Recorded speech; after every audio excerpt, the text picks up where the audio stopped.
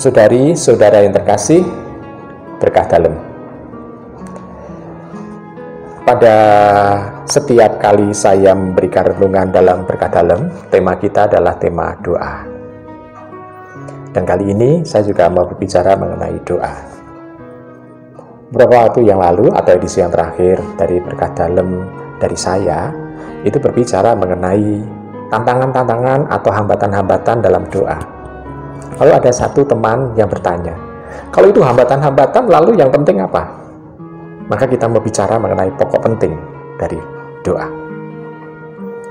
Saudari-saudara yang terkasih, rekan-rekan berkah dalam, hal yang utama dalam doa yang paling penting adalah kasih.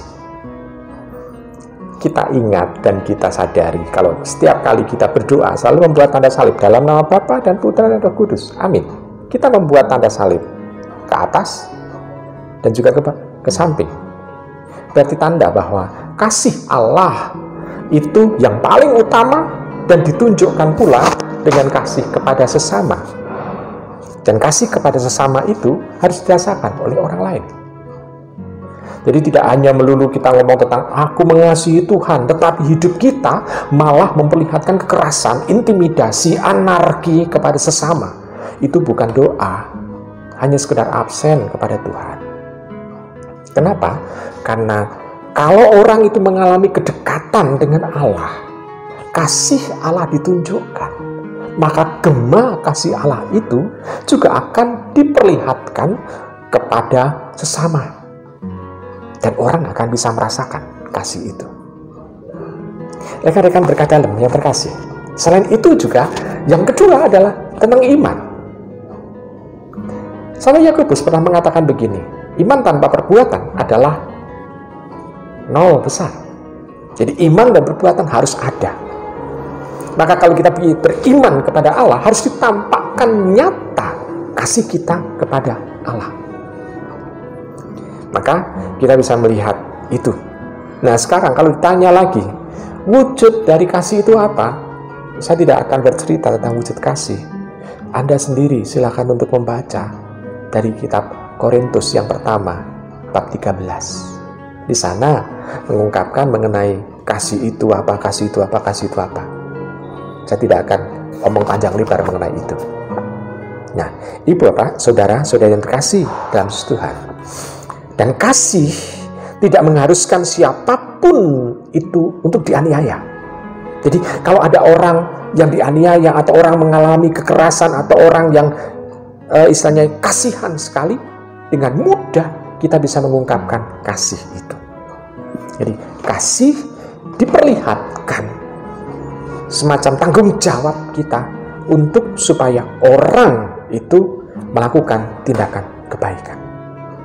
Jadi kita itu yang istilahnya dengan doa itu kita seolah-olah memberikan istilahnya apa ya, menerima tanggung jawab juga. Tetapi kita juga memohon kepada Tuhan supaya orang yang kita doakan itu mampu untuk memikul sesuatu yang baik. Nah, ibu bapak, saudara-saudara kasih, rekan-rekan berkah dalam, tanpa kasih Tuhan, ya, tanpa kasih Tuhan itu yang istilahnya itu mengalir dalam diri kita, sulit kita untuk bisa berdoa.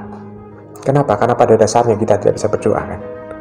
Pernah saya ulas di situ bahwa pada dasarnya kita tidak mampu berdoa kecuali kalau ada Roh Kudus dalam diri kita. Maka tanpa kasih Tuhan itu sendiri kita tidak akan mampu berdoa. Menghafalkan doa bisa, mengatakan atau membaca doa gampang. Tetapi yang berdoa secara mendalam, kita membiarkan Roh Tuhan mengalir di dalam diri kita. Nah, lalu juga di situ diwujudkan kalau kita banyak berdoa, maka dalam hidup kita lebih mementingkan Tuhan, bukan barang. Maka doa bukan prestasi untuk mendapatkan barang-barang atau harta-harta. Maka prestasi dalam doa bukanlah tentang dikabulkannya doa-doa kalau kita minta sesuatu dari Tuhan.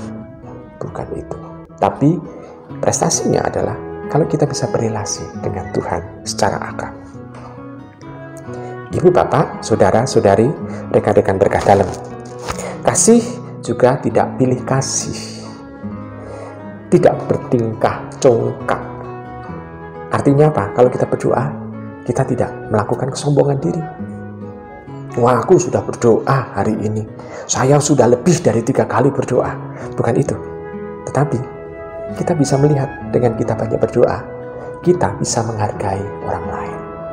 Perbedaan orang lain juga bisa kita hormati. Ibu, bapak, saudara-saudari, rekan-rekan berkah dalam.